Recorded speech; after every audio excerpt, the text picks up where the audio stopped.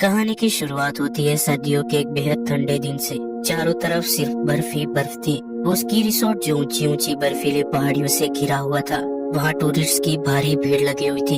हर कोई वहाँ अपनी छुट्टियाँ मनाने और वादियों का मजा लेने आया था। इन हजारों लोगों की भीड़ में तीन खास दोस्त थे, डैन, लिंच और पार्कर। डैन और लिंच बचपन के दोस्त थे, वहीं पार्कर डैन की गर्लफ्रेंड थी।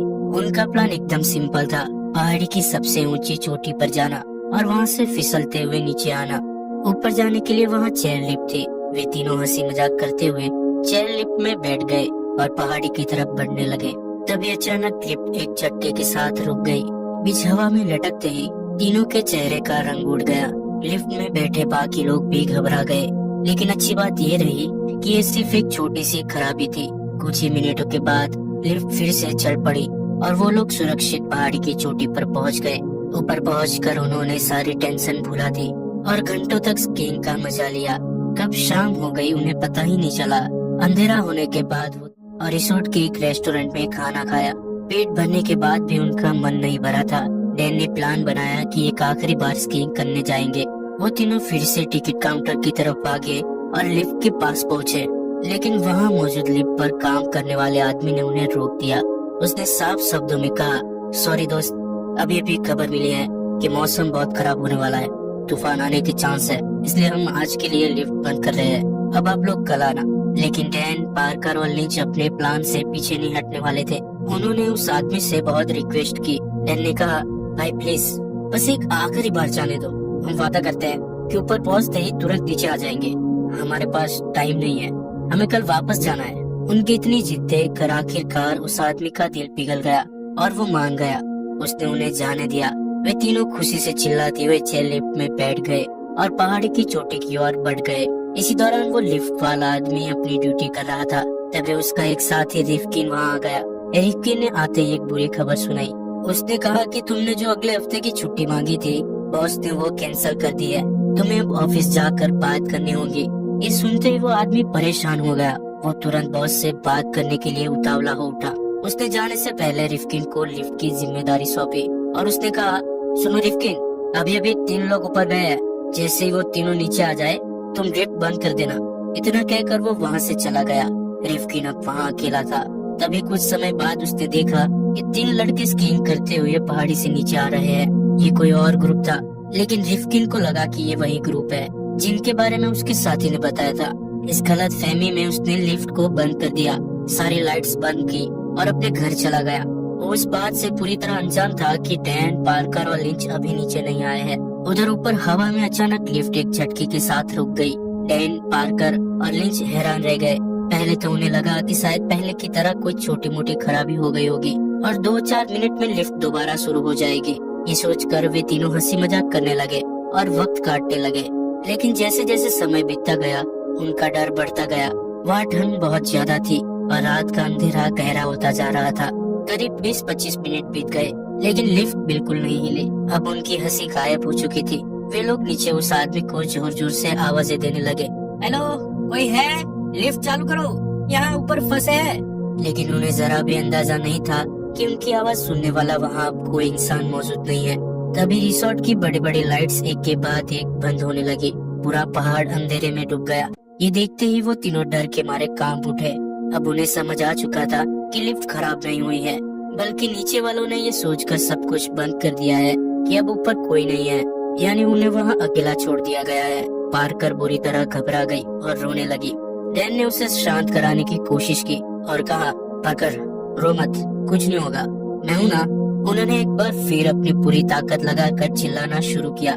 तीनों ने मिलकर आवाज लगाई, बचाओ, हेल्प, कोई हमारी मदद करो। लेकिन उनकी चीखें उस सन्नाटे में खोकर रह गई। डैन को अब भी उम्मीद थी कि ऐसा नहीं हो सकता। वो बार बार कह रहा था, वो लोग हमें ऐसे नहीं छोड़ सकते, कोई ना कोई राउंड पर जरूर आएगा, हमें बस थोड़ा इंतजार करना चाहिए। लेकिन उसी पर पार्कर को एक बेहद डरावनी बात याद आई। उसने कांपती हुई आवाज में कहा कि डैन, आज संडे है और ये रिसोर्ट सिर्फ फ्राइडे से संडे यानी वीकेंड पर ही खुलता है। अगले 4 दिनों तक यहाँ कोई नहीं आएगा। इसका मतलब अगर आज रात कोई हमारी मदद करने नहीं आया तो हम अगले शुक्रवार तक यहीं लटके रहेंगे। ये सुनते ही लिंच और डैन के भी होश उड़ गए, क्योंकि 5 दिन तक इतनी ऊंचाई पर इतनी ज्यादा ठंड में बिना खाए पिए रहना नामुमकिन था। ये सुनकर ही पार्कर के हाथ पैर सून पड़ने लगे। वहाँ ठंड इतनी तेजी से बढ़ रही थी कि उनका वहाँ एक रात भी गुजारना मुश्किल था। तभी लिंच ने माहौल को थोड़ा हल्का करने की कोशिश की। उसने कहा, हम लोग बेकार में इतना डर रहे हैं, देखना कुछ ही देर में लाइट आ जाएगी और वो लोग अपनी गलती सुधार लेंगे और हम नीचे बैठकर बड़े मजे से खाना खा रहे होंगे। लिंच ने ये कहा ही था कि मौसम बिगड़ गया। अचानक आसमान में काले बादल घिर आए और देखते ही देखते तूफान के साथ भयंकर बर्फबारी शुरू हो गई। वे तीनों ठंड से बुरी तरह ठिठुरने लगे। टुकड़े उनके चेहरों पर चुभ रहे थे। ठंड इतनी ज्यादा थी कि उनके होंठ तक कांपने लगे। वे तीनों अपने जैकेट से अपने चेहरों को ढक रहे थे और घंटों तक उस तूफान को झेलते रहे। काफी देर बाद जब तूफान थोड़ा थमा, तभी अचानक लिंच को एक रोशनी दिखाई दी। उसने देखा कि नीचे से एक स्नो कैट उनकी ही ओर आ रहा है। उस ट्रक की लाइट्स देखकर उन तीनों के अंदर खुशी आ गई। उन्हें पूरा यकीन हो गया कि वो ट्रक उनकी मदद के लिए ही आ रहा है। वो खुशी से पागल हो गए। तीनों जोर जोर से चिल्लाने लगे, ए, हम यहाँ हैं, ऊपर देखो। लेकिन किस्मत का खेल देखिए, वो ट्रक उनसे कुछ दूर पहले ही रुक गया। दरअसल वो ट्रक उनकी मदद करने वहाँ नहीं आया था। उस ट्रक का ड्राइवर अपने एक साथी को ढूंढ रहा था। लेकिन उसी पल ट्रक ड्राइवर के रेडियो पर मैसेज मिला कि उसका साथी तो कब का वापस बेस पर लौट चुका है और उसे भी वापस आने को कहा गया क्योंकि मौसम खराब हो रहा था। ये सुनकर ड्राइवर ने ट्रक घुमाया और वापस जाने लगा। उसे वापस जाता देख डैन, पार्कर और लिंच की जान निकल गई। वे बुरी तरह घबरा गए और चिल्लाने लगे, लेकिन तूफान और ट्रक की आवाज के कारण उनकी आवाज ड्राइवर तक नहीं पहुंची। वो लोग जमीन से काफी ऊंचाई पर थे, इसलिए ड्राइवर की नजर भी ऊपर नहीं गई। ये देखकर उन्होंने उसका ध्यान खींचने के लिए जल्दी जल्दी अपनी स्की और चश्मा उसके गाड़ी के सामने फेंके, लेकिन वो ट्रक ड्राइवर गाड़ी बैक कर रहा था। उसका ध्यान पीछे था। उसने सामने गिरती हुई चीजों को नहीं देखा और वहाँ से निकल गया। ट्रक की लाल बत्तियां धीरे धीरे अंधेरे में गायब हो गई। इस घटना ने उनकी उम्मीदों पर पानी फेर दिया था। वे तीनों निराश हो गए। उन्हें समझ नहीं आ रहा था कि उनके साथ ये सब क्यों हो रहा है। हड्डियां जमा देने वाली ठंड अब बर्दाश्त के बाहर हो रही थी। मौत का डर अब उनकी आंखों में साफ दिख रहा था। ठंड के कारण पार्कर की स्किन में जलन होने लगी थी। अपना ध्यान हटाने के लिए पार्कर ने सिगरेट जलाने की कोशिश की, लेकिन ठंड से उसके हाथ कांप रहे थे। इसी कोशिश में उसके एक हाथ का ग्लव छूटकर नीचे गिर गया।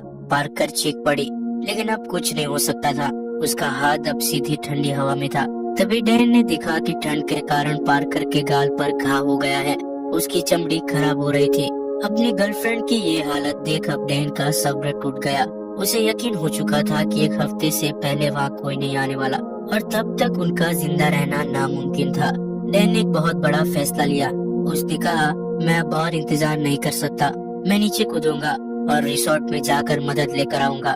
डैन को उम्मीद थी कि नीचे बर्फ की बहुत मोटी परत होगी जिस पर वह आसानी से कूद जाएगा। हालांकि लिंच और पार्कर ने उसे बहुत समझाया। लिंच ने कहा, डैन पागल मत बनो, ये बहुत ऊंचा है। अगर तुम्हें कुछ हो गया तो हमें सुबह तक इंतजार करना चाहिए। लेकिन डैन जीत पर अड़ चुका था। उसने कहा कि यहाँ बैठकर मरने से अच्छा है कि मैं कोशिश करके मरूं। उसने अपना स्नोबोर्ड नीचे फेंका और बिना सोचे सीधा नीचे छलांग लगा दी। हवा को चीरते हुए डैन तेजी से नीचे गया। पार्कर और लिंच ने अपनी सांस रोक ली। जैसे ही डैन जमीन पर गिरा, एक जोरदार चटाक की आवाज आई। ये आवाज हड्डियों के टूटने की थी। डैन जहाँ गिरा था वहाँ बर्फ कम थी और नीचे एक ठोस पत्थर था। उस पत्थर पर गिरते ही उसके दोनों पैरों की हड्डियाँ बुरी तरह टूट चुकी थी। हड्डियाँ बाहर निकल आई थी। डैन दर्द के मारे चीख पड़ा। उसकी चीख ने उस सन्नाटे को चीर दिया। ऊपर बैठे पार्कर और लिंच भी कांप उठे। वे चाहकर भी डैन की मदद नहीं कर सकते थे। डैन अब टूटे पैरों के साथ हिल भी नहीं पा रहा था। उसका खून बर्फ पर फैलने लगा था। तभी पार्कर ने अपना स्कार्फ निकालकर जल्दी से डैन की तरफ फेंका ताकि डैन अपने खून को रोक सके, लेकिन हवा के झोंके के साथ वो स्कार्फ भी उड़कर दूर चला गया। डैन दर्द से तड़प रहा था। पार्कर और लिंच अपने दोस्त को इस हाल में देखकर रो रहे थे। तभी लिंच ने देखा कि उनसे 2 चेयर पीछे एक खंभा था।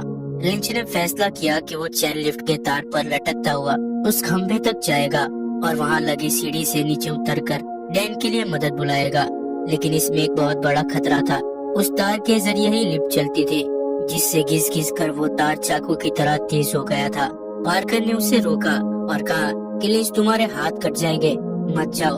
पर तभी वहाँ एक और आवाज गूंजती है, एक ऐसी आवाज जिसने उनके रोंगटे खड़े कर दिए। वो आवाज जंगली भेड़ियों की थी। उनकी आवाज सुनकर नीचे पड़ा डैन डर से कांपने लगा। वो दर्द भूलकर मदद के लिए चिल्लाने लगा। अब लिंच ने ठान लिया कि वो किसी भी हाल में उस खंबे तक पहुँच कर रहेगा। उसने कोशिश की, लेकिन बर्फ की वजह से उसका पैर फिसल गया। वो गिरते गिरते बचा और किसी तरह उसने खुद को संभाला। उधर नीचे ठंड के कारण डैन का टूटा हुआ पैर बिल्कुल सून पड़ चुका था। वो वहाँ से हिल नहीं सकता था। लिंच ने भी अभी हार नहीं मानी थी। अब वो पार्कर के साथ मिलकर चेयर पर जमी बर्फ को जल्दी जल्दी हटाने लगा ताकि वो तार तक पहुँच सके। वो बर्फ नीचे डैन के चेहरे पर गिर रही थी। डैन ने अपना चेहरा हाथों से ढक लिया।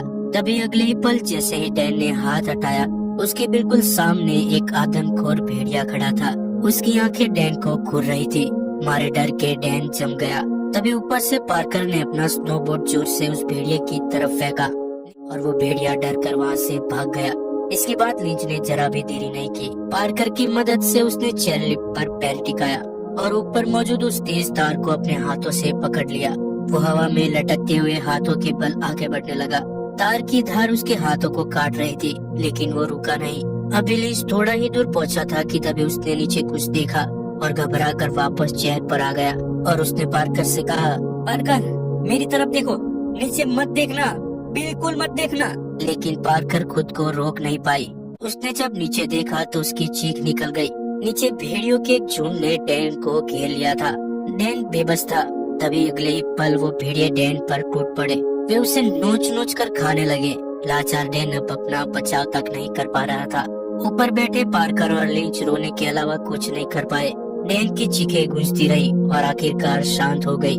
डैन ने वहीं दम तोड़ दिया। वो भेड़िए वहाँ से चले गए। अपने बचपन के दोस्त की ऐसी भयानक मौत देखकर लिंच और पार्कर गहरे सदमे में चले गए।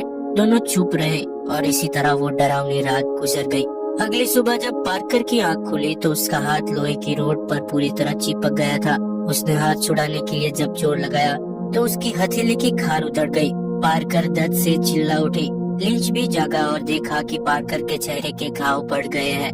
लिंच ने पार्कर को हौसला देते हुए कहा, हिम्मत रखो, आज मंडे है, शायद हमारे दोस्त हमें ढूंढते हुए यहाँ जरूर पहुँच जाएंगे। लेकिन पार्कर ने मायूसी से कहा, किसी को नहीं मालूम कि हम यहाँ पर है, कोई नहीं आने वाला। अब लिंच को वहाँ से निकलने का बस एक ही रास्ता नजर आ रहा था, तार से लटक कर खंबे तक पहुँचना। खतरा बहुत था क्योंकि वो तार तेज थे और उसके हाथों में ताकत नहीं बची थी। पार्कर ने लिंच से कहा, हमें थोड़ी देर और इंतजार करना चाहिए। वो दोपहर तक इंतजार करते रहे पर कोई नहीं आया। अब पार्कर उम्मीद खो चुकी थी। वो भी डैन की तरह नीचे कूदकर अपनी जान देना चाहते थे, लेकिन लिंच ने उसे डांटा और समझाया कि डैन ने अपनी जान इसलिए दी ताकि हम लोग जिंदा बच सके। अगर तुम भी मर गई तो उसकी कुर्बानी बेकार हो जाएगी, हमें जिंदा निकलना ही होगा। ये कहकर लिंच फिर से खड़ा हुआ और तार को पकड़कर लटक गया। वो आगे बढ़ा ही था कि अचानक चेयर का एक हिस्सा टूट गया। वो चेयर अब एक तरफ लटक गई। पार्कर घबरा गई। वहीं लिंच किसी तरह तार पर लटकता हुआ खंबे तक पहुंचने में कामयाब हो गया। उसके हाथ बुरी तरह कट चुके थे, खून बह रहा था। लिंच सीढ़ियों से नीचे उतरा। वो भी जमीन पर पहुंचा ही था कि अचानक वहाँ भेड़ियों का वही झुंड वापस आ गया। एक भेड़िया लिंच पर झपटा। लिंच ने पास पड़ी एक छड़ी से उस भेड़िया को मारा। भेड़िया पीछे हट गया, लेकिन बाकी भेड़िए भी वहाँ थे। लिंच ने जल्दी से अपनी स्नोबोर्ड उठाई और पार्कर से चिल्लाया कि मैं मदद लेकर आता हूँ, और वो बोर्ड पर बैठकर वहाँ से नीचे की तरफ निकल गया। लेकिन भेड़िए भी उसके पीछे दौड़ पड़े। इधर पार्कर अब बिल्कुल अकेली थी। वो लिंच के वापस आने का इंतजार करने लगी, लेकिन जब कई घंटे गुजर गए और कोई नहीं आया तो उसकी बेचैनी बढ़ने लगी। एक और दिन बीत गया पर ना तो लिंच वापस आया और ना ही कोई मदद। पार्कर रोने लगी। तभी उसने नीचे देखा, जमीन पर कोई भेड़िया नहीं था। अब उसने फैसला कर लिया कि वो कूदेगी। जैसे ही वो कूदने को तैयार हुई, चेयर का आखिरी नट भी टूट गया और पार्कर चेयर के साथ तेजी से नीचे गिरने लगी। लेकिन किस्मत से चेयर एक पतले तार में उलझ गई। पार्कर अब हवा में झूल रही थी। उसने देखा कि वो तार भी टूटने लगा है। इससे पहले कि तार टूटता, पार्कर ने चेयर से नीचे छलांग लगा दी। ऊंचाई कम होने की वजह से वो बच गई। पैर पर आ गिरी। उसका पैर जख्मी हो गया। पार्कर दर्द से चिल्लाई, लेकिन उसने हार नहीं मानी। उसने घसीटते हुए और रेंगते हुए पहाड़ से नीचे उतरना शुरू किया। थोड़ा आगे जाने पर उसे खून के निशान दिखे और आगे जाने पर उसने देखा कि भेड़िए लिंच की लाश खा रहे थे। लिंच भी नहीं बच पाया था। एक भेड़िए ने पार्कर को देखा, लेकिन उसका पेट भरा था, इसलिए उसने कुछ नहीं किया और चला गया। पार्कर ने राहत की सांस ली और रेंगते हुए सड़क तक पहुंच गई। वो सड़क के किनारे पड़ी थी, तभी एक कार वहां से गुजरी। ड्राइवर ने उसे देखा और गाड़ी रोक दी। वो दौड़कर पार्कर के पास आया और उसे उठाकर अपनी गाड़ी में लिटाया। उसने कहा, हिम्मत रखो, तुम सेफ हो। पर उस वक्त पार्कर को अपने दर्द से ज्यादा डैन और रिंच की मौत का गम था। वो दोस्त जिनकी वजह से वो आज जिंदा थे। पार्कर ने अपनी आंखें बंद कर ली और उनकी यादों में खो गई। और इसी के साथ होती है। दोस्तों, अगर आपको वीडियो पसंद आई हो तो ऐसे ही और वीडियो देखने के लिए हमारे चैनल को सब्सक्राइब करना ना भूलें।